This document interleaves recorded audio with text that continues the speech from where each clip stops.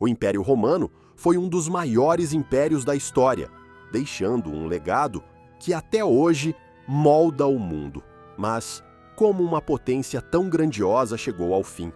Neste vídeo, vamos explorar a ascensão e a queda desse império, revelando os segredos por trás de sua grandeza e como Roma, com toda a sua força, se desfez.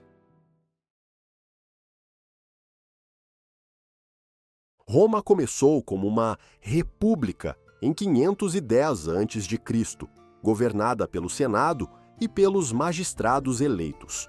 Durante séculos, ela cresceu, conquistando toda a Península Itálica e se tornando uma potência militar e econômica. Guerras contra Cartago e vitórias sobre a Grécia transformaram Roma na senhora do Mediterrâneo. Mas o sucesso trouxe conflitos internos, desigualdades sociais, revoltas e a ascensão de poderosos generais levaram a República ao colapso. No século I a.C., Júlio César se destacou como um dos maiores líderes de Roma. Ele conquistou a Gália e, em 49 a.C., cruzou o Rubicão, desafiando o Senado e iniciando uma guerra civil.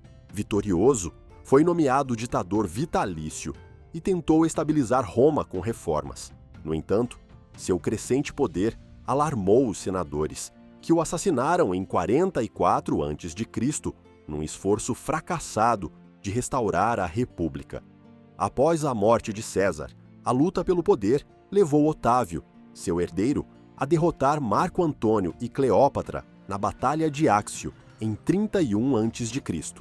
Em 27 a.C., Otávio assumiu o título de Augusto e fundou o Império Romano. Começava uma nova era, marcada por centralização política e estabilidade.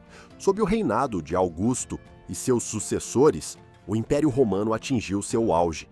Por volta de 117 d.C., o Império se estendia por 3 continentes: Europa, Ásia Menor e África. Roma, como o coração do Império, era adornada com monumentos grandiosos, como o Coliseu e o Fórum, e uma vasta rede de estradas e aquedutos conectava as províncias ao centro do poder.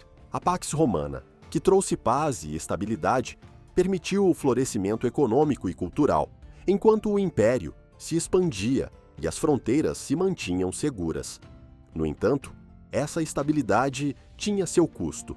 A economia dependia fortemente do trabalho escravo e, com a crescente necessidade de proteger fronteiras, o Império enfrentava pressões constantes para sustentar sua infraestrutura e legiões. A partir do século III, o Império enfrentou uma série de crises internas e externas. A administração tornou-se cada vez mais difícil e, para lidar com a vastidão do território, Diocleciano decidiu dividir o Império Romano em 2 partes, o Ocidente e o Oriente, em 286 d.C., enquanto o Império Oriental, com sua próspera capital, Constantinopla, se estabilizava.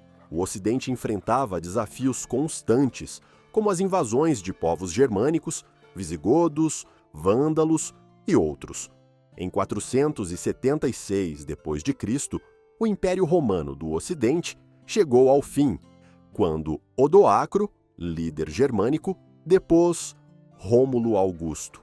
No entanto, o Império do Oriente, conhecido como Império Bizantino, sobreviveu até 1453, quando Constantinopla foi tomada pelos turcos otomanos. O Império Romano não foi apenas uma civilização, mas um marco que moldou o mundo como o conhecemos. Suas leis, arquitetura e cultura ainda ecoam em nossas sociedades. Roma pode ter caído, mas seu legado permanece vivo. E você, como vê a influência de Roma em nosso mundo moderno? Comente e compartilhe sua visão.